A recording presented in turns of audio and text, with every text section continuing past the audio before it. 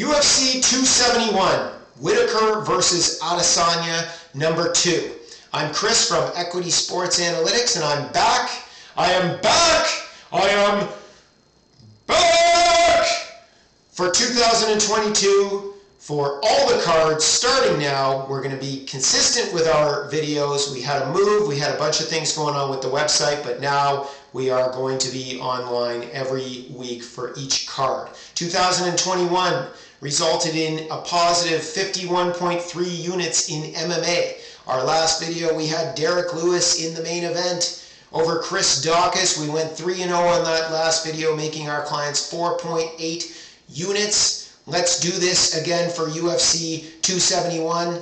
Special shout out to all of our subscribers and fans on YouTube. We really appreciate all the support. There's been a flood of great positive vibes. Never knew it could be this way, and the MMA community is just wonderful. So special thanks to that. We're for our first year. We had 10 months in our first year, and it was better than I could have ever imagined. Let's get into the card. Carlos Ulberg versus Fabio Cherant. Stupid Carlos Ulberg. He's making all of us men look bad. This guy is a sexy man. He's got a, yeah. Anyway, Ulberg. Line opened at 1.52 against Fabio Cherant at Pinnacle. The line has been bet down. A lot of people are seeing what we're seeing. We gave it out to our clients 3 days ago at 1.50. The line is now 1.40. You can still, I would lay up to 3 units, 3.2 to win 1.5. Ulberg is the play here, folks. Fabio Cherant is chinny. Fabio Cherant is a grappler that doesn't shoot takedowns. Ulberg is at City Kickboxing, and he is great with his anti-wrestling and takedown defense, and he hits like a truck, and I think he learned a lot from his last fight against Kennedy and Chukwi, that he blew his load a little bit there trying to get the finish. He's going to take his time. Fabio Cherant is in big trouble. He'll probably be cut from this. We're taking Carlos Ulberg. UFC seems to have matched him up well here. As well on this play, so that's play number 1, we're going to take Ulberg and Cherant under 1.5 rounds. You can get that at 1.74 at William Hill still. This fight should end in the first round or early second. These guys have such contrasting styles. If Cherant gets his game going, his grappling game, he might submit Ulberg. And of course, if Cherant can't get Ulberg down, Cherant's going to just get touched on that chin and go to sleep. So we got Ulberg as play number 1 and the under 1.5 for this. Those are your first 2 plays. Second fight of the night that we are eyeing. We have Andre Arlovski, 43-year-old Andre Arlovski versus Jared Vanderaa, 29 years old. So most of the experts, let me take a look at this. Most of the experts are on Arlovski. We pull 20 experts. 16 out of 20 are taking Arlovski. Yet the line movement has gone the other way. Line opened 1.55 at Pinnacle. Right now you can get it at 1.68 or so. So we have over 20% line movement in Vandera's direction. We tend to agree. Vanderaa on some of the particulars that we're interested in, he has an 80-inch reach, folks. So Vanderaa is a big guy with a long reach. Arlovski usually beats these guys, these up-and-comers. He embarrasses some of these guys as a gatekeeper because he's got a longer reach. He's got more experience, longer reach. He keeps people on the outside and outpoints them.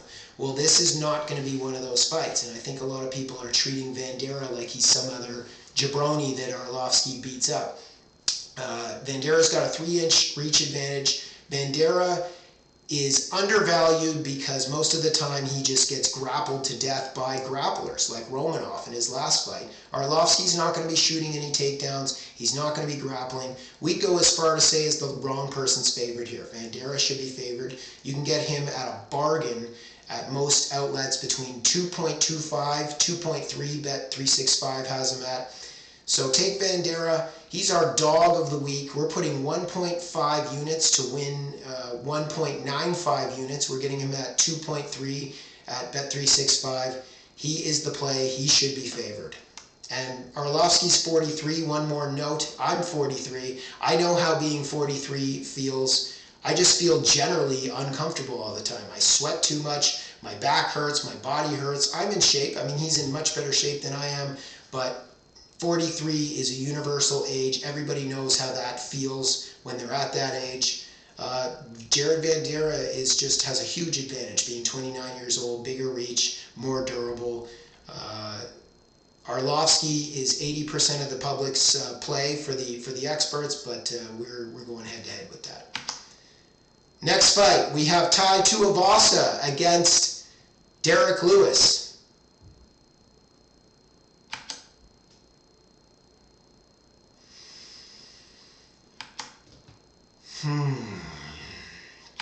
Oh, I love Tai Tuivasa. We had Tai Tuivasa against Augusto Sakai in his last fight. So this to show we're not biased, we are going to be going against Tai Tuivasa. Either way, I think everyone should do a shoey after this fight. You don't have to bet on Tai Tuivasa to do a shoey and celebrate that. This is a major step up in competition. Line opened here, folks, at 1.52 at Pinnacle for Derek Lewis. Money's come in on Tai Tuivasa. He's become a public favorite, and why not? He's an awesome guy. It's fun to watch. The shoey thing is absolutely dynamite. If he can win this, if he can rise to the ranks and get a title shot, this guy, Tai Tuivasa, is going to be as big of a star in the heavyweight division as there's ever been. We just don't think so. Derek Lewis is a different animal altogether.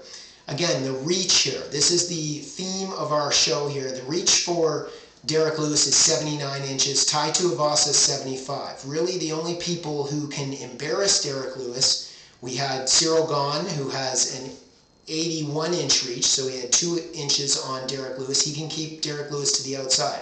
Plus, he had a speed advantage. But we do know guys who have a shorter reach, people see the same thing. They think that guys with a shorter reach can do what Gahn can do. That's why Dawkins was a big pick against Lewis. And that's why Tai Tuivasa is a big pick against Lewis. These guys have shorter reaches. Derek Lewis has 4 inches on Tai Tuivasa. He has 1 more inch than he had on Dawkins. So we think this is a massive step up. Derek Lewis is the play here. We're putting upwards of 3 units to win 1.5. This is a great spot for Derek Lewis. Plus, he's in Houston again. There's a lot of factors. Houston, if this comes to a decision, which they could stare at each other all night. Lewis stared at Francis Ngannou when he fought him, and they went to decision. Sometimes it's counterintuitive. Also, Johnny Walker and Thiago Santos they went all the way to decision. If it's a close decision, Derek Lewis is going to win this in Houston anyway. So a lot of advantages here: reach, experience, strength, and then the judges are going to give it to him anyway, even if it's 60-40 for Tai Tuivasa. So take Lewis. Last but not least, we have our parlay of the week. We have Ronnie Lawrence. We think that he is the safest play on the card. You can get him at 1.36 at Pinnacle. He's the wrestler, one of the better wrestlers that's come along in a while as a prospect. And then we have Israel Adesanya. I love Robert Whittaker. We've picked him in most of his fights recently. We just think Israel Adesanya, again, Adesanya has a 7-inch reach advantage over Robert Whittaker, and again, Whittaker is almost the perfect fighter, but he does everything that Adesanya does. Adesanya just does it better.